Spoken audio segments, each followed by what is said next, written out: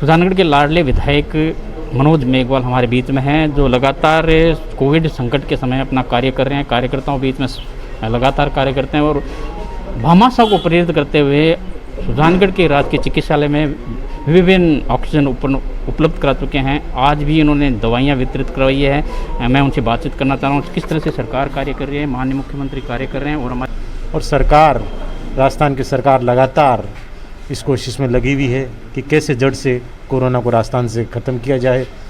और उसके प्रयास से जो आज से 10 से 15 दिन पहले तक 18,000 तक केस प्रतिदिन आने वाले वो शुरू हो गए थे, धीरे धीरे लगातार कम होते जा रहे हैं और कल 3,000 से नीचे राजस्थान में केस आए हैं। उम्मीद है कि आने वाले समय में और ये ग्राफ नीचे की तरफ जाएगा।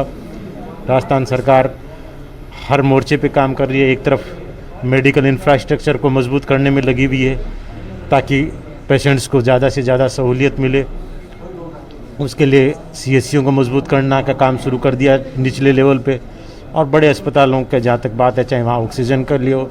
आपको पता है कि 100 से ज़्यादा ऑक्सीजन प्लांट का राजस्थान सरकार ने एक साथ ऑर्डर किया है, जिसमें लगभग बड़े हर शहर में ऑक्सीजन के प्लांट लगेंगे। और इसी तरह से अब आईसीयू बेड्स बढ़ाने के लिए पूरी सरकार लगी है और इसके लिए लगातार प्रयास कर रही है, और जिसमें विशेष तौर से आने वाले समय में बच्चों को ध्यान में रखते हुए जो बच्चों के अस्पताल है उनके लिए आईसीयू बेड्स के लिए बढ़ाने के लिए प्रयास में अब है, उसके लिए काम कर रही है।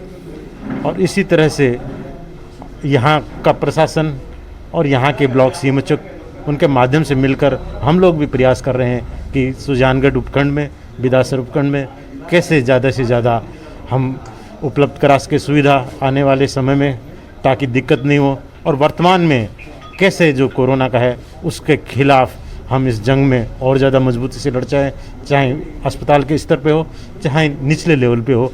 अस्पताल के स्तर पर बेड बढ़ाने का काम किया, ऑक्सीजन की उपलब्धता बढ़ाई, और अब निचले स्तर पे घर घर में 2 सर्वे यहाँ ब्लॉक सीएमएचओ स्तर पे करवाए जा चुके हैं। और आज तीसरा एक सर्वे ही होगा जिसमें हर घर में एक किट दिया जाने वाला है, जिसमें कि विटामिन की टेबलेट है, जिसमें पैरासीटामोल टेबलेट है। उसके माध्यम से घर घर जो ऐसी टीम है, एंटी कोविड टीम है, वो जाएगी। और इसमें हमारे पीएचसी सब सेंटर हैं, उनकी मदद से ये अभियान चलाया जाएगा, जिसमें ये घर घर वितरित होगा और साथ ही हर घर से जानकारी ली जाएगी। दूसरा होम्योपैथ में एक दूसरा अभियान चलाया जाएगा और उसमें भी घर घर टीम जाएगी। माननीय मुख्यमंत्री ने लगातार सारे पूरे क्षेत्र में, पूरे प्रदेश में नज़र रखी और लगातार केंद्र सरकार से भी मांग कर रहे हैं कोविड वैक्सीन को लेकर, क्या कहना है? देखिए, जो शोध में निकल के आया है वो ये आया है कि जब तक 60 से 70% वैक्सीनेशन नहीं हो जाता तब तक पूरी आबादी को सुरक्षित करना मुश्किल रहेगा। ये बार बार लहर उठती रहेगी, इसलिए जल्दी से जल्दी वैक्सीनेशन का है इसको किया जाए। इसीलिए राजस्थान सरकार मांग उठा रही है कि सरकार ने एक समय 5 से 6 लाख पर डे के हिसाब से तैयारी कर ली थी कि हम इतने टीके लगवा सकते हैं, पर आपको पता है कि वैक्सीनेशन की उपलब्धता कम हो रही है और उसकी वजह से आज 1 लाख के करीब वो आ गई है। पर फिर भी राजस्थान सरकार लगातार मांग कर रही है कि टीके उपलब्ध कराए जाएं। 18 से 44 जो कि निःशुल्क नहीं है, जिसका पेमेंट भुगतान पर है, उसके लिए राजस्थान सरकार ने निःशुल्क लगवाने का फैसला किया है और इसके लिए 3,000 करोड़ का बजट भी बना लिया है और उसका भुगतान भी कर दिया है, जिसमें से 600 करोड़ रुपए तो विधायक कोष से सबसे लिए गए हैं। 3-3 करोड़ रुपए के हिसाब से 200 विधायक 600 करोड़ रुपए जिसका अग्रिम भुगतान कर दिया गया है ताकि वैक्सीनेशन की डोज आ जाए।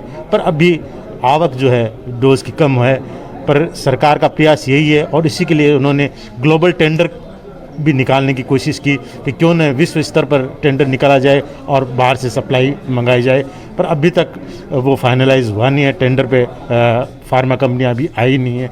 जल्दी ही मुझे उम्मीद है कि वापस जो 6-7 लाख पर डे का जो इन्होंने बनाया था उस स्तर पर पहुंच जाए